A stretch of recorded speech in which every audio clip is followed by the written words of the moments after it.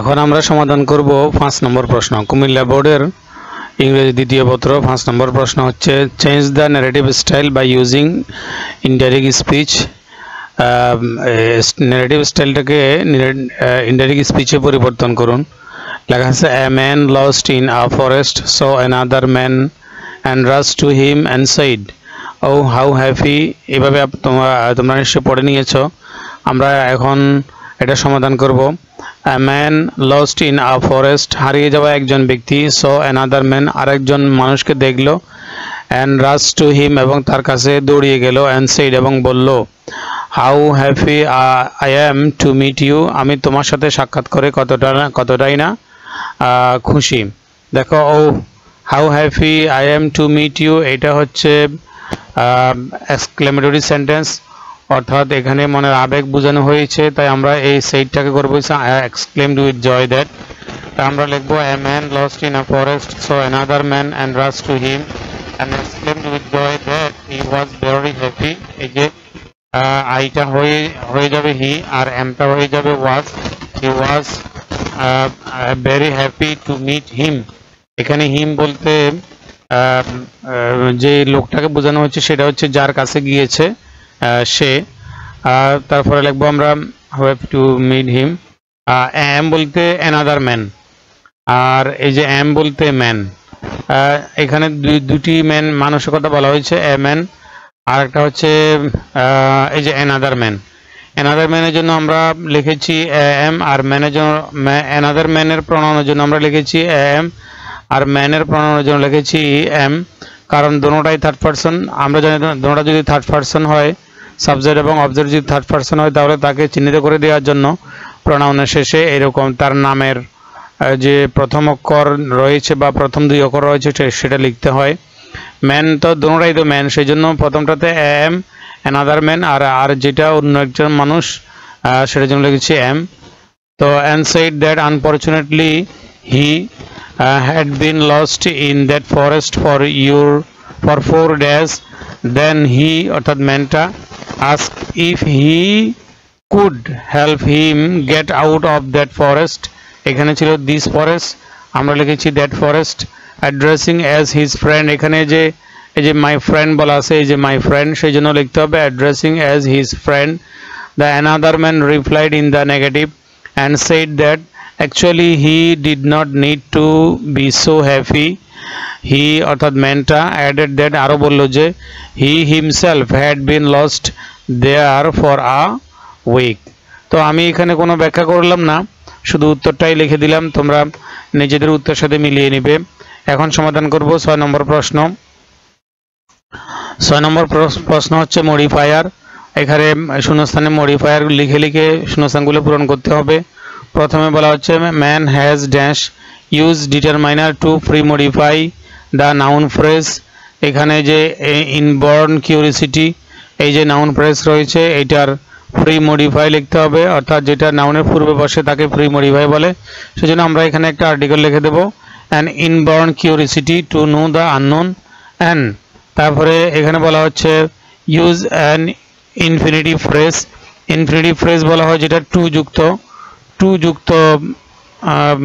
and to আমি sorry এখানে and see the unseen, এই যে to know the unknown and to see the unseen। এখানে and এর পরে see এর আগে একটা to লিখবে, আমি ভুলে লিখি নাই, আমি আবার বলছি, এটা হচ্ছে to know the unknown and to see the unseen। এখানে and এর পরে একটা to বসাই দিবে তোমরা, and to see the unseen। He likes to see new places, সে নতুন জায়গা দেখতে পছন্দ করে। and wants to know এবং জানতে চায় about ড্যাশ। এখানে বলছে ফ্রি মডিফাই দ্য নাউন, এই যে নেশন রয়েছে এই নেশনের ফ্রি মডিফাই লিখতে হবে, অর্থাৎ নেশনের একটা মডিফায়ার লিখতে হবে সি নম্বরে। আমরা এখানে লিখবো ভেরিয়াস নেশন অথবা দেয়ার নেশনও লিখতে পারি। আমি ভেরিয়াস লিখেছি, এখানে তোমরা কেউ যদি THEIR দেয়ার লেখে তাহলেও শুদ্ধ হবে। ভেরিয়াস নেশন যেমন শুদ্ধ, দেয়ার নেশনও শুদ্ধ। দেয়ার কালচার, তাদের সংস্কৃতি, ম্যানার, তাদের আচরণ, অ্যান্ড রিলিজিয়ন এবং ধর্ম সম্বন্ধে জানতে চায়। বুকিশ নলেজ ইজ ড্যাশ, বইয়ের জ্ঞান হলো ড্যাশ। এখানে বলতেছে ইউজ অ্যাডজেক্টিভ ফ্রেজ, এখানে একটা অ্যাডজেক্টিভ লিখতে হবে, অ্যাডজেক্টিভ ফ্রেজ লিখতে হবে। তাহলে আমরা লিখতে পারি বুকিশ নলেজ ইজ ইনসাফিশিয়েন্ট, ইনসাফিসিয়েন্ট আর কি অপর্যাপ্ত মানে অপূর্ণ। বুকিশ নলেজ ইজ ইনসাফিসিয়েন্ট, বইয়ের জ্ঞান হলো অপর্যাপ্ত বা অপূর্ণ। In order to have practical knowledge, বাস্তব জ্ঞান অর্জন করার জন্য ওয়ান হ্যাজ টু গো, প্রত্যেকেই যেতে হবে, ফর ট্রাভেলিং ভ্রমণের জন্য। তারপরে এখানে ফুল স্টপ হয়ে গেছে, অবশ্যই এখানে ফুল স্টপ, নতুন বাক্য শুরু হয়েছে। বলা হচ্ছে ইউজ অ্যান অ্যাডভার্বিয়াল ফ্রেজ, এখানে একটা অ্যাডভার্ব লিখতে হবে।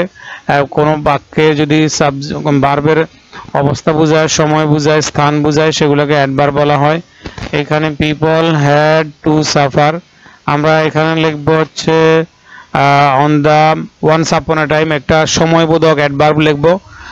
সময় বুঝালে এবং স্থান বুঝালে অ্যাডভার্ব হয়ে থাকে, তাই আমরা লিখব ওয়ান্স আপন আ টাইম, এক সময়। Once upon a time people had to suffer, এক সময়, বা ওয়ান্স লিখব। ওয়ান্স আপন আ টাইম না লিখে শুধু ওয়ান্স লিখলে হবে। ওয়ান্স এক সময় আগে, বা ইন অ্যানশিয়েন্ট টাইম আগের দিনে, ইন অ্যানশিয়েন্ট টাইম আমি একটা লিখেছি এখানে, ইন অ্যানশিয়েন্ট টাইম প্রাচীনকালে, বা ওয়ান্স এটা লিখলে হবে। আমি ওয়ান্স আপন আ টাইম লিখেছি আর কি, ওয়ান্স লিখলে চলবে। Once people had to suffer, একসময় মানুষদেরকে ভোগান্তির শিকার হইতো, মাছ অনেক বেশি, ফর ট্রাভেলিং ভ্রমণ করার জন্য, অ্যাজ কেননা, দে ডিড নট হ্যাভ তাদের ছিল না। এখানে বলা হচ্ছে ট্রান্সপোর্ট, ট্রান্সপোর্টের একটা ফ্রি মডিফাই লিখতে হবে, অর্থাৎ অ্যাডজেক্টিভ লিখতে হবে। তাই আমরা ট্রান্সপোর্টের একটা অ্যাডজেক্টিভ লিখব, ফ্রি মডিফাই দ্য নাউন।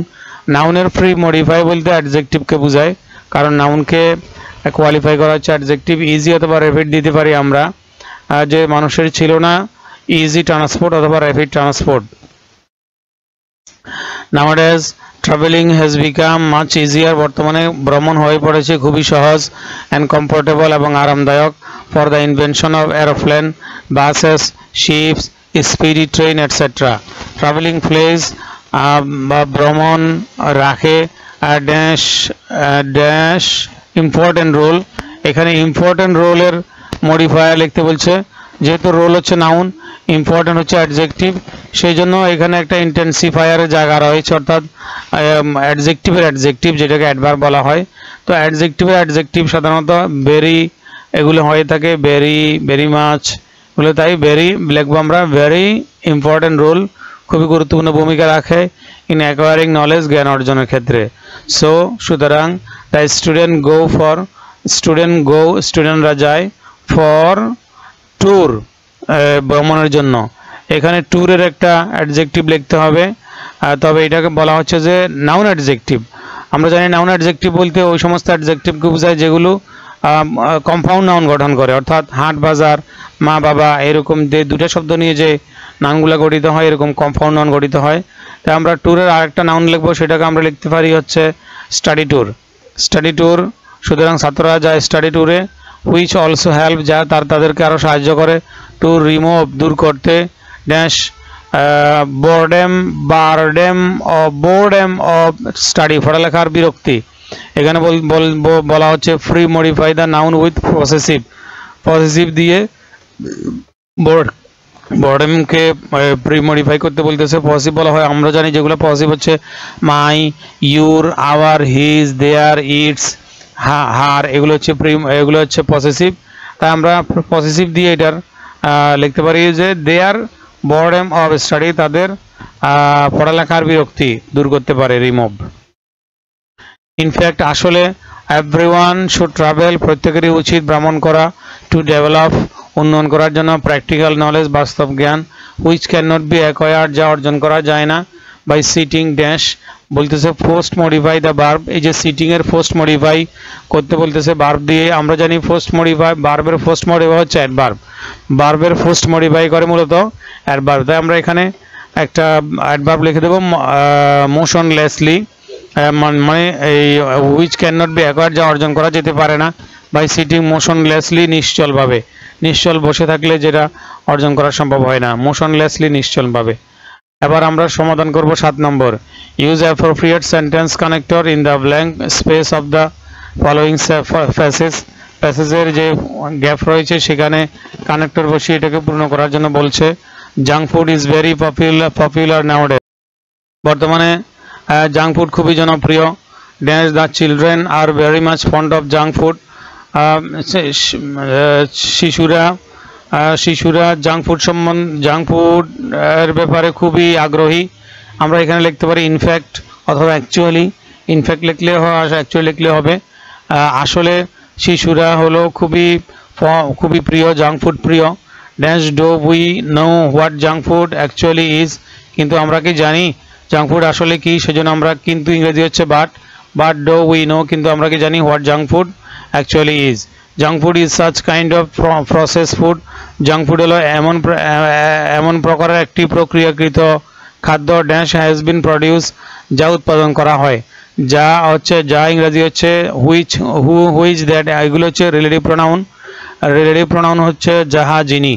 তো এখানে যেহেতু বস্তু বোঝাচ্ছে সেজন্য আমরা লিখবো হুইচ হ্যাজ বিন প্রডিউস, যা উৎপাদন করা হয় ফর ইটস পঞ্জেন্ট টেস্ট, এর খুবই মুখরোচক টেস্টের জন্য, rather than for its health value, এটার স্বাস্থ্য মূল্যায়নের স্বাস্থ্যগুণের চাইতে। Dash it contain high calories, এখানে এটি পূর্ণ হাই ক্যালোরি দিয়ে, সল্ট দিয়ে, অ্যাডেড সুগার দিয়ে, স্যাচুরেটেড ফ্যাট এটসেট্রা ইত্যাদি দিয়ে পূর্ণ। আমরা এখানে লিখতে পারি বিসাইড, এছাড়াও বিসাইডের সাথে এস দিলে হবে এছাড়াও, আর এস না দিলে হয় পাশে। বিসাইড মানে পাশে, আর বিসাইডস এস সহ হয় এছাড়াও এটা পূর্ণ ক্যালোরি দিয়ে, সল্ট দিয়ে, অ্যাডেড সুগার দিয়ে, স্যাচুরেটেড ফ্যাট দ্বারা ইত্যাদি। Full stop. Dash it's natural value nutritional value is very low, কিন্তু এর পুষ্টি মান হলো খুবই নিম্ন। তা আমরা এখানে বাট লিখতে পারি। দেখুন এখানে বাংলা অর্থ করলে কিন্তু আসে, কিন্তু এর পুষ্টিগুণ খুবই নিম্ন, কিন্তু ইংরেজি হচ্ছে but it's nutritional value is very low. Dash it's appearance is very appealing and mouth watering. তো হাউএভার, যাই হোক বলতে পারি আমরা, আমরা বলতে পারি যাই হোক, এর অ্যাপিয়ারেন্স হলো খুবই অ্যাপিলিং, এটা দেখতে খুবই আকর্ষণীয়, এবং মাউথ ওয়াটারিং মানে হলো খুবই মুখে জল আসে এরকম। তাই আমরা দেখতে পারি হাউএভার, যাই হোক its appearance is very appealing and mouth watering. তারপরে G number. Dash it can attract anybody, আমরা এখানে লিখতে পারি হচ্ছে সো, সুতরাং এটা যে কাউকে আকর্ষণ করে, বুড়া ছেলে সবাইকে আকর্ষণ করে। So H number. Dash it is harmful for health, sorry এখানে এইচটা আমি দিতে ভুলে গেছি। Dash it is very harmful for, কিন্তু এটি স্বাস্থ্যের জন্য খুবই ক্ষতিকর, এখানে বাট বসবে, এখানেও কিন্তু এটা স্বাস্থ্যের জন্য খুবই ক্ষতিকর, তাই এইচ নম্বরে উত্তর হবে বাট, আমি এটা লিখতে ভুলে গেছি, সরি। তারপর হচ্ছে I. Dash it consist of harmful substance, এটা একটা কমপ্লেক্স সেন্টেন্স, এই যে কমা আছে সেই জন্য আমাদেরকে এখানে খালি স্থানে কমপ্লেক্স সেন্টেন্সে বসাই জাতীয় একটা কনজাংশন বসাইতে হবে, কানেক্টর বসাইতে হবে। Since it consist of harmful substance, যেহেতু এটা গঠিত ক্ষতিকারক উপাদান দ্বারা, it may lead to higher risk of obesity, এটা স্থূলকায় বডির আর খুব ঝুঁকি বাড়ায়। কার্ডিও ভ্যাসকুলার ডিজিজ, হৃদ কি বলে হার্টের ডিজিজ ঘটাইতে পারে। And other chronic health problem, এবং অন্যান্য ক্রনিক মানে হলো দীর্ঘস্থায়ী হেলথ প্রবলেম ঘটাইতে পারে। তারপরে যে dash it can also affect brain, এখানে একটা কমা আছে, কমার মধ্যে বসে as a result, for example, for instance, এই জাতীয়গুলো বসে, সেই জন্য আমরা এখানে লিখবো হচ্ছে অ্যাডিশনালি, এছাড়াও মানে মোর ওভার এডিশনালি, বিসাইড, এগুলো লিখতে পারি, একটা লিখলেই হবে এডিশনালি, মোর ওভার, বিসাইড, এগুলো একই অর্থবোধক, আমরা একটা লিখলাম additionally. It can also affect brain, এছাড়াও এটা ব্রেনকে অ্যাফেক্ট করতে পারে।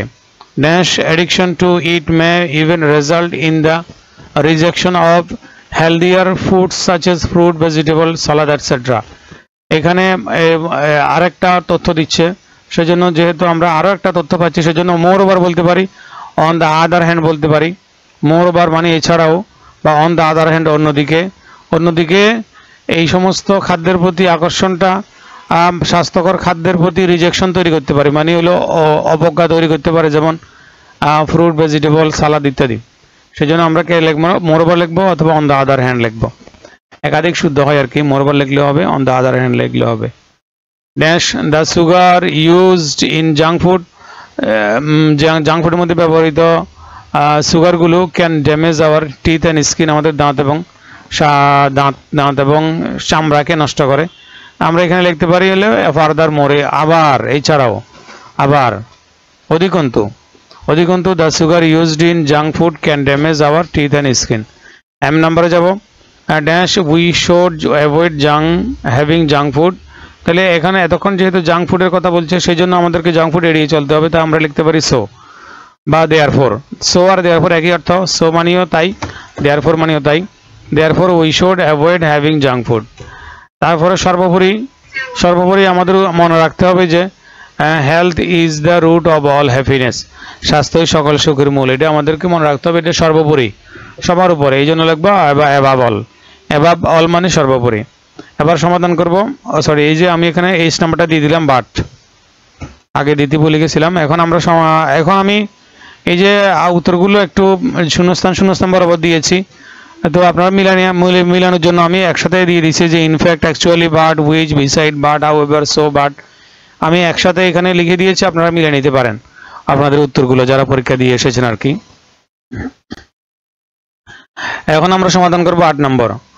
Read the passage and write antonym or synonym, বিপরীত শব্দ অথবা সমার্থক শব্দ লিখুন। ওয়ার্ডস অ্যাজ ডিরেক্টেড বিলো, নিচে ডিরেকশন দেওয়া ওয়ার্ডগুলোর। দেখুন এখানে বলা হচ্ছে earthquake is one of the common natural calamities, ভূমিকম্প হলো কমন প্রাকৃতিক ক্যালামিটিসগুলোর মধ্যে হতে একটি। আচ্ছা, আমি এইখানে আর ব্যাখ্যা করছি না। এখানে প্রথমে দেখলাম এই যে কমনের আমাদেরকে লিখতে বলা হয়েছে অ্যান্টোনিম। আপনারা নিচে দেখতে পাবেন যে কমনের অ্যান্টোনিম, আপনাদের নিজে যাদের কাছে প্রশ্ন আছে তারা দেখবেন তো কমনের অ্যান্টোনিম লিখতে বলা হয়েছে। কমনের অ্যান্টোনিম হচ্ছে আনকমন অথবা রেয়ার। তারপর বলা হচ্ছে ক্যালামিটিজের সমার্থক শব্দ লিখতে বলা হয়েছে প্রশ্নের মধ্যে, তাই আমরা ক্যালামিটিজের সমার্থক শব্দ লিখতে পারি ডিজাস্টার। তারপর হচ্ছে ভায়োলেন্টের সমার্থক শব্দ লিখতে বলা হয়েছে প্রশ্নে। ভায়োলেন্টের সমার্থক শব্দ লিখতে পারি আমরা ফায়ার্স মানে হলো ভয়ানক। তারপরে হচ্ছে ভায়োলেন্টের পরে হচ্ছে ডিপ মানে গভীর, যার বিপরীত শব্দ লিখতে বলা হয়েছে, বিপরীত শব্দ হচ্ছে শ্যালো মানে হলো সংকীর্ণ। ডিপ মানে গভীর আর শ্যালো মানে সংকীর্ণ বা কম গভীর। ইনসাইড লিখতে বলা হয়েছে, ইনসাইডের বিপরীত শব্দ লিখতে বলছে, ইনসাইডের বিপরীত শব্দ হচ্ছে আউটসাইড। এটা সহজ আছে, এটা সবাই পারবে। আর এখানে বলা হচ্ছে চান্স, CHANC, চান্স মানে সুযোগ, যার সমার্থক শব্দ হলো স্কোপ, সুযোগ, অপরচুনিটি, লাইকলিহুড হতে পারে। স্কোপ, অপরচুনিটি, লাইকলিহুড সবগুলো অর্থ হচ্ছে সুযোগ। তারপর হচ্ছে অ্যাক্টিভ, আপনারা জানেন অ্যাক্টিভের সমার্থক না, সরি, এটা আর একটা রয়ে গেছে অকারের সমার্থক শব্দ হচ্ছে হ্যাপেন, সংগঠিত হওয়া। অকারের সমার্থক শব্দ হ্যাপেন। তারপর আছে অ্যাক্টিভের বিপরীত শব্দ হচ্ছে ইনঅ্যাক্টিভ। প্রশ্নের মধ্যে অ্যাক্টিভের বিপরীত শব্দ লিখতে বলা হয়েছে, অ্যাক্টিভের বিপরীত শব্দ ইনঅ্যাক্টিভ। তারপর হচ্ছে active earthquake zone and so earthquake occurs here very frequently. Responsible for the plan, এখানে রেসপন্সিবলের বিপরীত শব্দ লিখতে বলা হয়, সরি, এখানে একটা ফ্রিকুয়েন্টলি লিখিনি আমি, ফ্রিকুয়েন্টলি মানে হলো বারবার। ফ্রিকুয়েন্টলি এর বিপরীত শব্দ হচ্ছে রেয়ারলি। ফ্রিকুয়েন্টলি মানে বারবার, আর রেয়ারলি মানে খুবই কম, মাঝে মাঝে, তাই ফ্রিকুয়েন্টলির বিপরীত শব্দ রেয়ারলি। তারপর হচ্ছে রেসপন্সিবলের বিপরীত শব্দ লিখতে বলা হয়েছে, রেসপন্সিবলের বিপরীত শব্দ হচ্ছে ইররেসপন্সিবল। তারপর হচ্ছে ডেভেলপমেন্ট, যার আর সমার্থক শব্দ হচ্ছে ইমপ্রুভমেন্ট। তারপর হচ্ছে রেডিউসের বিপরীত শব্দ হচ্ছে ইনক্রিজ, প্রশ্নের মধ্যে বিপরীত শব্দ লিখতে বলা হয়েছে। তারপর হচ্ছে অ্যাওয়ার মানে সচেতন, এটার আর সমার্থক শব্দ হচ্ছে কনসাস। তারপর হচ্ছে গ্র্যাভিটি, এটার হচ্ছে সিরিয়াসনেস। এটা সমার্থক শব্দ লিখতে বলা হয়েছে। গ্র্যাভিটি অফ ইটস ডেঞ্জার, এর সিরিয়াসনেস অফ ডেঞ্জার। গ্র্যাভিটি মানে হচ্ছে সিরিয়াসনেস। তো এই যে প্রশ্নগুলো এই যে এখানে আছে আপনি দেখতে পাচ্ছেন, আশা করি বুঝতে পেরেছেন। আবার আমরা সমাধান করব 9 নম্বর। দেখুন 9 নম্বর হচ্ছে পাংচুয়েশন মার্কের, পাংচুয়েশন মার্ক দিয়ে এটাকে ঠিকঠাক করতে হবে। দেখুন এখানে বলা হচ্ছে যে ইয়াশা হোয়াট হ্যাপেন টু ইউ। আমি এখানে একটু প্রশ্নের মধ্যে, তো আমি তো এটা প্রশ্ন উঠেছি, প্রশ্নটা ছোট লেখা আছে, আমি একটু বড় করে লিখে দিলাম। দেখুন এখানে আমি সমস্যাগুলো বলে দিচ্ছি, কোথায় ঠিকঠাক হবে, ঠিকঠাক করতে হবে। প্রথমে হচ্ছে এই যে হোয়াট হ্যাপেন টু ইউ, এখানে একটা প্রশ্নবোধক চিহ্ন বসবে। আর সরি, এখানে হোয়াট হ্যাপেন টু, হ্যাঁ একটা প্রশ্নবোধক চিহ্ন বসবে। তারপর মিমের পরে আমি ভুল বলছি, হোয়াট হ্যাপেন টু ইউ এর পরে একটা কমা বসবে, মিমের পরে একটা প্রশ্নবোধক চিহ্ন বসবে। তারপরে you are not looking normal, you are এটা সংক্ষেপে করা হয়েছে প্রশ্নের মধ্যে, সেই জন্য ইউ এবং আর ই এর আগে একটা লোভ চিহ্ন বসবে, অ্যাপোস্ট্রফ চিহ্ন বসবে, এর লোভ চিহ্ন বসবে, উপরে একটা লোভ চিহ্ন বসবে যেটা কমার মতো তবে উপরে বসে, দেখতে কমার মতো কিন্তু উপরে বসে, এটাকে লোভ চিহ্ন বলে।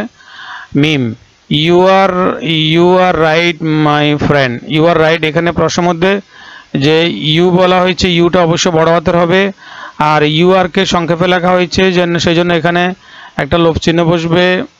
You are right, you are sorry, এখানে মনে হয় আমার একটা ভুল হয়েছে, না এখানে ইউটা বড় হাতের হবে। তারপর হচ্ছে হ্যাঁ ইউ আর রাইটের পরে একটা কমা বসবে, মাই ফ্রেন্ডের পরে ফুল স্টপ দিয়ে দিছে। তারপরে আই এম কে সংক্ষেপে লিখলে আই এবং এম এর মাঝখানে একটা লোভ চিহ্ন লিখতে হয়। লোভ চিহ্ন আমি একটু বলেছি, লোভ চিহ্ন হচ্ছে দেখতে কমার মতো কিন্তু উপরে বসবে। I am really very upset today. তারপর হচ্ছে এই যে বাট হোয়াই, এটা একটা প্রশ্নবোধক, এখানে একটা প্রশ্নবোধক চিহ্ন বসবে, বাট হোয়াই, এইখানে বাট হোয়াই এর উপরে একটা প্রশ্নবোধক চিহ্ন।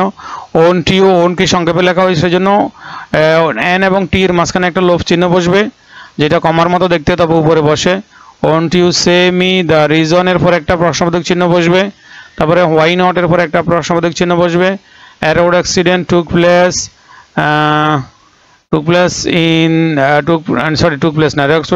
road accident took the life of our chairman yesterday এর পরে একটা ফুল স্টপ বসবে। he was a well known person in our village, এখানে কোনো সমস্যা নাই। তারপর হচ্ছে how pathetic it is for his family, এখানে একটা আশ্চর্যবোধক চিহ্ন বসবে ফ্যামিলির পরে।